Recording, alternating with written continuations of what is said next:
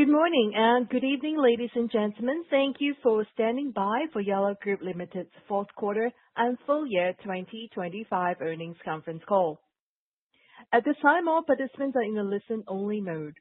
After management's prepared remarks, there'll be question and answer session. Today's conference call is being recorded. Now I'll turn the call over to your speaker host today, Ms. Carrie Gao, IR Director of the company. Please go ahead, ma'am. Hello, everyone, and welcome to Yalla's fourth quarter and full year 2025 earnings conference call. We issued our earnings press release earlier today, and it is now available on our IR website as well as on newswire outlets. Before we continue, please note that the discussion today will contain forward-looking statements made under the Safe Harbor provision of the U.S. Private Securities Litigation Reform Act of 1995. Forward-looking statements involve inherent risks and uncertainties. As such, our future results may be materially different from the views expressed today. Further information regarding these and other risks and uncertainties is included in our earnings release and our annual report filed with the SEC. Yalla does not assume any obligation to update any forward-looking statements except as required by law. Please also note that Yalla's earnings press release and this conference call include a discussion of unaudited GAAP financial information as well as unaudited non-GAAP financial measures. Yalla's press release contains a reconciliation of the unaudited non-GAAP measures to the unaudited most directly comparable GAAP measures.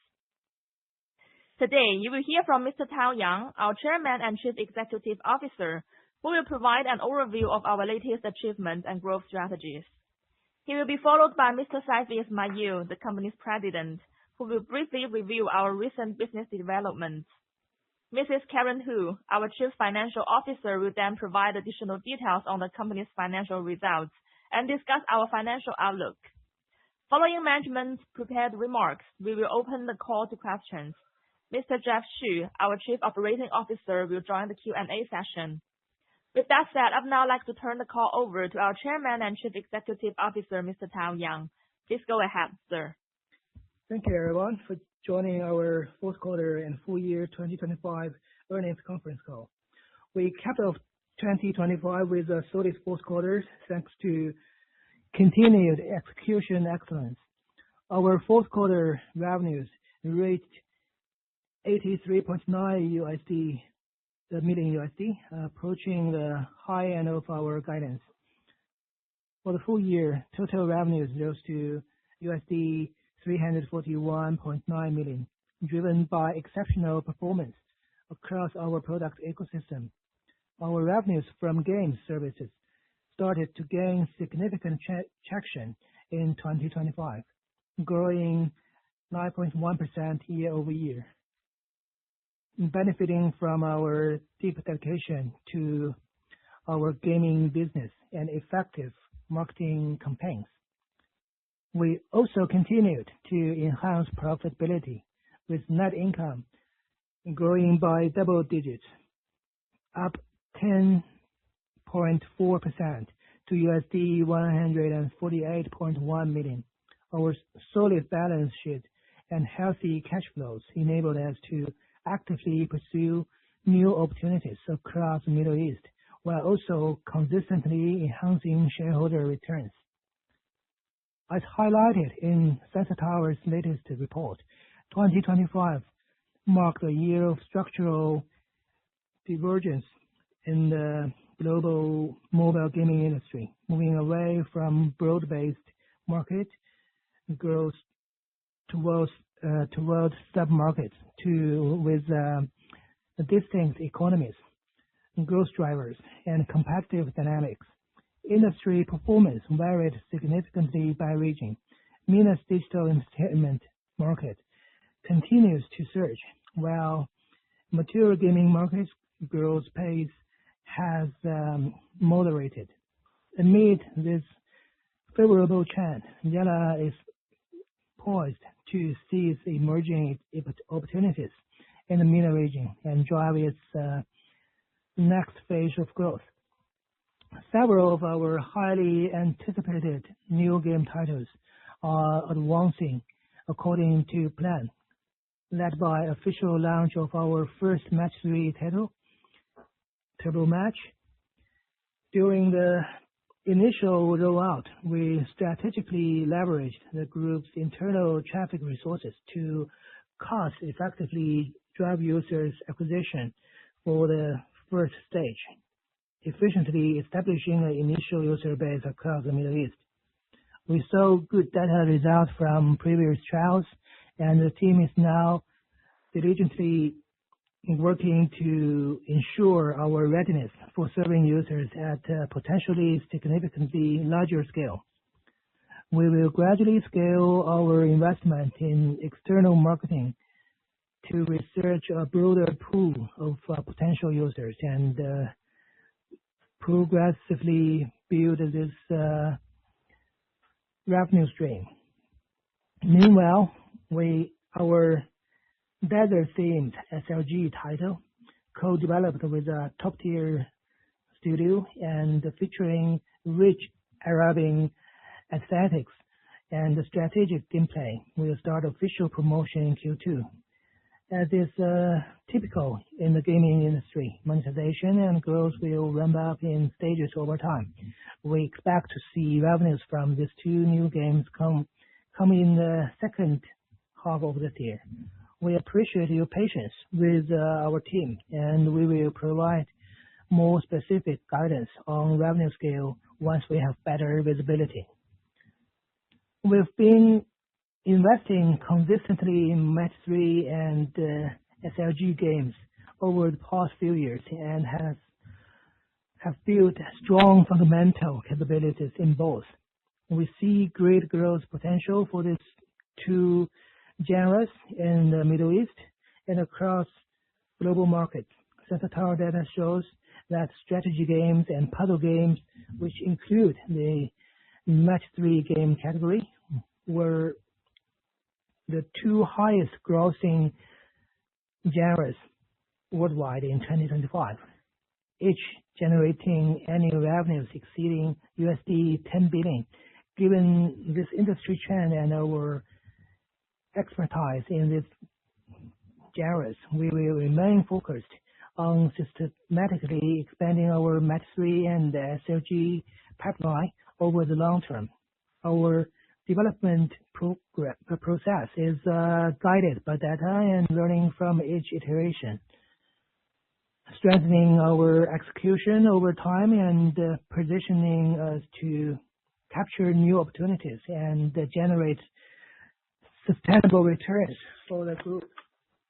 Moving on to our AI initiatives, we continue to proactively enhance our AI tools, including CMIS, our in-house developed multimodal AI model. CMIS is constantly learning from massive Arabic language data sets and user behavior data, continuously refining content recognition accuracy, cultural context understanding, and risk anticipation. CMIS performance in analyzing text and images and detecting inappropriate content continues to lead the industry in MENA. Our team is also researching and testing AI-related integrations for our products to encourage engagement and interactions in our online community and drive users' enthusiasm. We will keep you posted on any meaningful progress. Additionally, Yalla is strategically deepening its engagement in key regional markets as part of its growth strategy. In Saudi Arabia, we have entered into a strategic partnership with the Saudi Esports Federation to drive the continued expansion of the kingdom's national esports system in line with Vision 2030 and the national gaming and esports strategy. Under this partnership, Yalla has been appointed official event partner of the Saudi E-League 2026, the kingdom's premier national esports competition, which enhances our brand visibility and local market engagement in one of the region's most important growth markets. Support for the Women's Saudi E-League will be a key focus of the partnership, aligning with Yalla's dedication to promoting inclusion, community development, and broader participation in digital entertainment. In addition, Yalla will launch a talent development program in collaboration with the SEF Saudi Esports Academy, designed to foster local esports talent through training, mentorship, and competitive experience. We view this partnership as a disciplined approach to market development in Saudi Arabia, strengthening our connection with the local users and increasing our regional impact while positioning the company to capture sustainable growth opportunities and deliver long-term value. In early 2025, we committed to accelerating the execution of our share repurchase program. We have delivered on that commitment. In 2025, we executed $56.6 million of our $150 million share repurchase program, eliciting a positive market response. The company has also decided to cancel all shares repurchased in 2025 as part of our commitment to generating sustained benefits for our shareholders. The aggregate value remaining available for purchase under the existing share repurchase program is $44 million. Additionally, the company's board of directors has authorized a new share repurchase program, or the 2026 program, for up to $150 million of the company's shares, effective from March the 9th, 2026 through March the 8th, 2028. Once again, I would like to emphasize that we constantly place shareholders' interests at the core of our capital allocation decisions, maximizing shareholder value through a continuously optimized return framework. 2026 will be a pivotal year for Yalla as we focus on executing our strategy for sustainable growth. We plan to unlock deeper synergies between our social and gaming ecosystems, boosting cross-product engagement and user lifetime value. Concurrently, we are embedding AI across content creation, risk management, and operations to drive efficiency.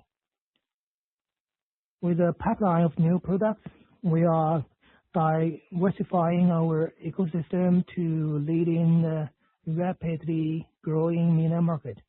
We are confident Yalla is well positioned to deliver consistent growth and generate lasting value for our shareholders. Now, I'd like to turn the call over to Saifi for a closer look at our operational achievements. Saifi, please go ahead. Hello, everyone. Thanks for joining us today. First, I would like to share our operational performance highlights in the fourth quarter. We increased MAUs by 8.2% year-over-year to 44.8 million. Refined operation and a wider variety of engagement initiatives drove user growth while also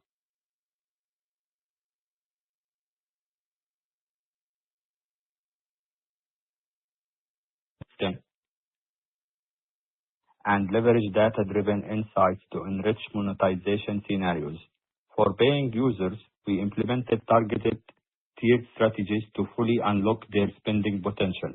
These efforts supported sustained improvements in overall user life value, highlighting an expertise and precision in guiding users throughout their life cycle. In the fourth quarter of 2025, we celebrated 101 OK Yalla's 5th anniversary with a special campaign that achieved recorded high single event participation and drove both quarterly revenue to all-time highs, up more than 20% year-over-year. as the group's third self-developed title to reach 5 years of operation. 101 OK, Yalla success demonstrates our deep understanding of MENA's culturally diverse user segments and validates our ability to replicate the gaming plus social model across MENA. In the late of last year, we received the Strategic Alliance Award at App Gallery HTC 2025 MEA Summit, recognizing our strength in technology and localization, as well as our active role in promoting a more diverse, higher quality digital entertainment ecosystem in the Middle East. This marks the second consecutive year we have earned this recognition, highlighting the depth of our commitment to technology, synergy, localization, and joint user ecosystem development. Going forward, we will continue to work closely with our channel partners to drive tech innovation and product excellence, creating an ever-growing variety of digital experience tailored to local cultural preferences for users across the Middle East. In 2026, we will continue to optimize our core product experience and deepen localization and community operations in a new and existing market, supported by keen cultural insights and an effective data-driven approach. We are confident that Yalla is well positioned to strengthen its leadership of MENA's digital entertainment market. With that, I will now turn the call over to our CFO, Karen, who will discuss our key financial and operational results. Thank you, Saifi, and hello everyone. Thank you for joining us today. In the fourth quarter, we continue to focus on efficiency enhancement to strengthen profitability. Our net income increased by 6.2% year-over-year to $34.5 million with a net margin of 41.2%, up 5.4 percentage points year-over-year. For the full year, we delivered both top and bottom line growth through our strong strategic execution and effective cost control. Our consistent efforts in the game businesses are bearing fruit, driving a 9.1% year-over-year increase in the segment's revenue. Our solid balance sheet and healthy cash flow position to continue returning value to shareholders, highlighted by $56.6 million returned in 2025 through our existing share repurchase program and the launch of a new share repurchase program for up to $150 million over the next 24 months. Looking ahead, we will continue to invest in long-term growth opportunities, delivering high-quality growth and maximizing value for all stakeholders. Let's move on to our detailed financials for the fourth quarter of 2025. Our revenues were $83.9 million in the fourth quarter of 2025, compared with $19.8 million in the fourth quarter of 2024. The decrease was primarily due to a decrease in paying users as a result of few promotion events held by third-party payment platforms in the fourth quarter of 2025, compared with those held in the fourth quarter of 2024. Turning to costs and expenses. Our total costs and expenses were $57.2 million in the fourth quarter of 2025, a 5.7% decrease from $60.7 million in the same period last year. Our cost of revenues was $26.3 million in the fourth quarter of 2025, a 15.1% decrease from $31 million in the fourth quarter of 2024, primarily due to lower commission fees paid to third-party payment platforms as a result of diversified payment channels. Cost of revenues as a percentage of total revenue decreased to 31.4% in the fourth quarter of 2025 from 34.2% in the same period last year. Our selling and marketing expenses were $9.4 million in the fourth quarter of 2025, a 26.5% increase from $7.4 million in the fourth quarter of 2024, primarily due to higher advertising and marketing promotion expenses attributable to our continued user acquisition efforts and expanding product portfolio. Selling and marketing expenses as percentage of total revenues increased to 11.2% in the fourth quarter of 2025, from 8.2% in the same period last year. Our GA expenses were $12.1 million in the fourth quarter of 2025, a 7.8% decrease from $13.1 million in the fourth quarter of 2024, primarily due to a decrease in incentive compensation. GA expenses as a percentage of total revenues was flat at 14.4% in the fourth quarter of 2025, compared with the same period last year. Our technology and product development expenses were $9.5 million in the fourth quarter of 2025, a 3.2% increase from $9.2 million in the fourth quarter of 2024, primarily due to an increase in the salaries and the benefits for our technology and product development staff, driven by an increase in the headcounts to support the development of new businesses and the expansion of our product portfolio. Technology and product development expenses as percentage of total revenues increased to 11.3% in the fourth quarter of 2025, from 10.1% in the same period of last year. As such, our operating income was $26.6 million in the fourth quarter of 2025, compared with $30.1 million in the same period last year. Interest income was $6 million in the fourth quarter of 2025, compared with $7.1 million in the same period last year. Investment income was $1.1 million in the fourth quarter of 2025, compared with an investment loss of $1.7 million in the same period last year, primarily due to changes in the fair value of wealth management products. Income tax benefit was $0.6 million in the fourth quarter of 2025, compared with income tax expense of $3.4 million in the fourth quarter of 2024, primarily attributable to the preferential tax rate applicable to a subsidiary since the fourth quarter of 2025. As a result of foregoing, our net income was $34.5 million in the fourth quarter of 2025, a 6.2% increase from $32.5 million in the same period last year. Our non-GAAP net income in the fourth quarter of 2025 was $36.9 million, a 3.2% increase from $35.7 million in the same period last year. Moving to our liquidity and capital resources, our cash position remains solid and healthy. As of December 31, 2025, we had cash and cash equivalents, restricted cash, term deposits, and short-term investments of $754.6 million, compared with $656.3 million as of December 31, 2024. Moving to our outlook.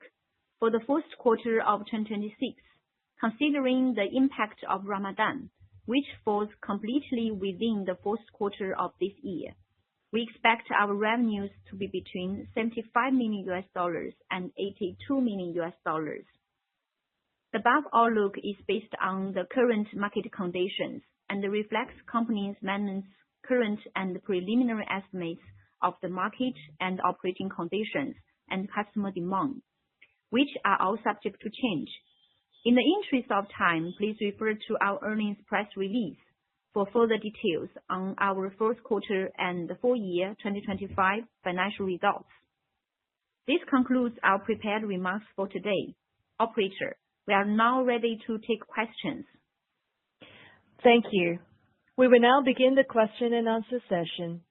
To ask a question, please press star 11 on your telephone and wait for your name to be announced. To withdraw your question, please press star 11 again. There may be a short pause as we compile the Q&A roster. We will now take our first question from the line of Xueqing Zhang from CICC. Please ask your question, Xueqing. Your line is open. Thanks, management, for taking my question. And my question about your esports strategy. Could management brief us on the company's partnership with the Saudi Esports Federation, including the strategic focus and the key initiatives? Thank you. Thank you for this question, Xueqing. I will take this question. Our strategic partnership with the Saudi Esports Federation, also known as SEF, represents a key step in deepening our presence in Saudi Arabia while aligning with the Saudi government's Vision 2030. Serving as the official event partner of the Saudi E-League 2026 will meaningfully enhance our brand visibility in Saudi, one of our most important growth markets. Moreover, we will also support women's Saudi E-League, helping cultivate female esports role models and encouraging significantly broader participation by Saudi women in digital entertainment. This closely aligns with our commitment to promoting inclusion and community development. In addition, we will collaborate with the SEF's Saudi Esports Academy to launch a talent development program designed to foster local esports talent through training, mentorship, and competitive experience. The Saudi E-League 2026 is now in progress. We look forward to sharing further details on our partnership as the event unfolds.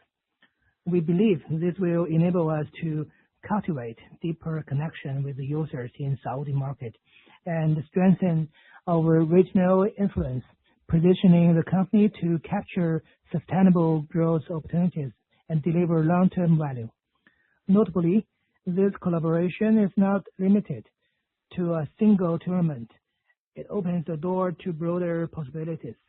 Looking ahead, we plan to explore additional partnerships with esports tournament operators, top-tier game publishers, and content creator ecosystem players across the Middle East and other high-growth emerging markets to jointly build a cross-regional digital entertainment ecosystem. Thank you. Thank you. We will now take our next question from Chloe Wei from CICC. Please ask your question. Chloe, your line is open. Okay, really appreciate the opportunity to ask the question. So my question is about the micro environment. So could management maybe share the perspective on the evolving macro dynamics in the Middle East and its implications for the company? Thank you. Thank you, Chloe. This is Saifi. I will take this question. The recent developments in the Middle East are top of mind of investors. We do not have any operations in Iran or Israel. In the Gulf countries, we have responded promptly to government guidance and have arranged for our employees to work from home. Our immediate priority is ensuring the safety and well-being of our employees throughout the region. Operationally, based on our recent performance data, there has been no material revenue variation over the past 2 weeks. The overall impact appears limited at this stage. Given that our business operates online, user demand for community engagement and real-time emotional connection during these periods may still persist. Based on our recent observation, we will continue to closely monitor the situation.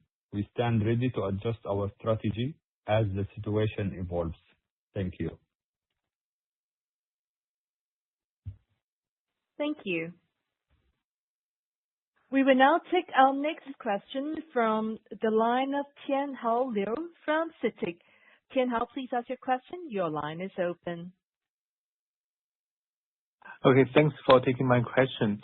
I would like to follow up on the pipeline. Could the management provide an update on the product rollout and the marketing schedule? Thanks. Thank you, Tianhao, for the question. For our first match-3 title, Turbo Match, during the initial rollout, we strategically leveraged the group's internal traffic resources to cost-effectively acquire our first group of users. We saw encouraging test data, and our team is now diligently preparing to serve users at a potentially large scale. Starting Q2, we will gradually increase our investment in external marketing to reach a broader pool of potential users and progressively build this revenue stream. Meanwhile, our desert-themed SLG title collaborated with a top-tier studio is currently in the final stage of product optimization. We're targeting its official on-scale promotion in Q2, as is typical in the gaming industry. For these two new games, monetization and growth will ramp up in stages over time. At this point, we expect our mid-core and hardcore games to start generating more meaningful revenue contributions in the second half of this year. We'll keep you updated. Thank you. Thank you. We will now take our next question from Xiaoyue Hu from Haitong. Please go ahead. Hello, management. Thank you for taking my question. Could management share more details on the company's proprietary AI model and its future direction in the AI domain? Thank you. Thank you, Xiaoyue. We continue to ramp up our AI investment and have made notable progress. Our in-house developed multimodal AI model, Simis, is constantly learning from massive Arabic language datasets and user behavior data, continuously refining content recognition accuracy, cultural context understanding, and risk anticipation. Simis has achieved industry-leading performance in MENA in analyzing text and images and detecting inappropriate content, significantly enhancing our content moderation efficiency and platform safety. The integration of AI in marketing also significantly helps us to optimize our marketing budget and reduce expenses.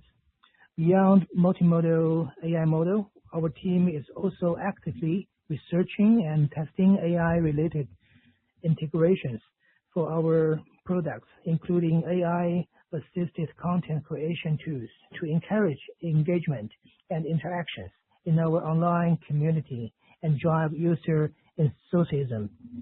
Looking ahead, we will deepen the integration of AI across product development, risk management, and end-to-end operational workflows to improve efficiency and drive innovation. We will share additional product-level development once we achieve more substantive breakthroughs. Thank you. Thank you. We will now take our next question from Lincoln Kong of Goldman Sachs. Please ask your question, Lincoln. Your line is open. Thanks for taking my question. So the first one, could management share your guidance for revenue and the profitability for 2026? And I have another question: what's the company's medium-term to longer-term strategy for the gaming business? Thank you. Thank you, Lincoln. This is Karen. For the first question, looking ahead to 2026, our flagship products remain highly resilient, and we expect revenue from our mature existing businesses to remain flat, and the margin to remain stable at around 40%.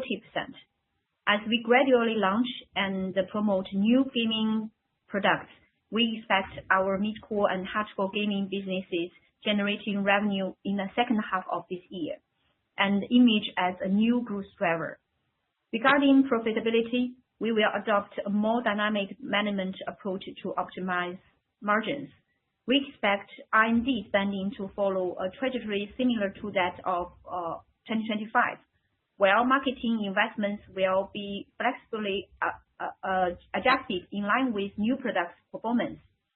Our current sales and marketing budget for new game is 5% of group's revenue. so we will adjust it flexibly based on the ROI and the market feedback. We will continue to drive long-term growth through innovative business initiatives, ensuring a disciplined approach for margin stability. For the second question, I will leave Jeff. Thank you. Hi, Lincoln. For the second question, thank you for this insightful question. From a medium to long-term perspective, our gaming strategy is built on the dual approach of consolidating our core portfolio while also expanding into new growth segments. On the core side, we continue to strengthen our casual gaming foundation. Beyond our flagship titles, Yalla Ludo and 101 OK Yalla, we're adding new casual product lines and driving ongoing feature innovation to optimize user cycle value. On the expansion side, we remain committed to investing in mid-core and hardcore games under a clearly defined two-pronged roadmap, utilizing in-house development for mid-core titles and partnership-based publishing for hardcore games. In mid-core categories such as match-3 and board games, we are leveraging years of accumulated expertise to scale in a systematic and disciplined manner. In hardcore genres, particularly SLG, we are collaborating with top-tier global developers who are capitalizing on our competitive strengths in localized publishing, distribution, and operations. From market selection standpoint, we remain highly focused on the Middle East as our core strategic market, fully tapping in its monetization upside. We're not ruling out global markets like North America and Europe markets for categories with global appeal, such as match-3, once product market fit and operating tractions are validated. We believe this targeted yet flexible strategy positions us to build sustainable competitive advantages over the long term. Thank you. Thank you. We will now take our next question from Tianyu Guo from Nomura. Please ask your question, Tianyu. Your line is open. Thanks for management taking my question. My question is about the capital return. Could management share more details on the share repurchase program announced earlier? Thank you very much. Thank you, Guo, for highlighting shareholder returns. In 2025, we efficiently delivered on our share repurchase commitment, executing a total repurchase of 56.6 million for the full year. The company will cancel all share repurchase in 2025, a process that is underway and has been well received by the market. Entering into 2026, we will first execute the remaining $44 million repurchase value available under the existing program before it expires. Additionally, the company's board of directors has authorized a new share repurchase program effective from March 9, 2026 through March 8, 2028 for up to $150 million for the company's shares. This large-scale authorization reflects our commitment to maximizing shareholder value, directly underscoring management's strong confidence in the company's business outlook and the medium to long-term value. We will consistently place shareholder interests at the core of our capital allocation decisions, returning value to investors through a continuously optimized return framework. Thank you for your question. Thank you. As there are no further questions now, I'd like to turn the call back to management for closing remarks. Thank you once again for joining us today. We look forward to speaking with you in the next quarter. If you have further questions, please feel free to contact Yalla's Investor Relations or Piacente Financial Communications. Both parties' contact information is available in today's press release as well as on our company website. Thank you. This concludes this conference call. You may now disconnect your lines. Thank you.